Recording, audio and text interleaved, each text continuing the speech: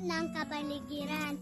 Bumuhos ang ulan, sumikat ang araw, luminis ang kapaligiran, sumigla ang mga halaman, dumami ang minahan, may nagtruso sa kabundukan, matisig ng puno at halaman, pinutol ang mga katawan, bagyong hindi mapigilan, dumating na naman, bumaha kung saan-saan, sa kunay hindi naiwasan.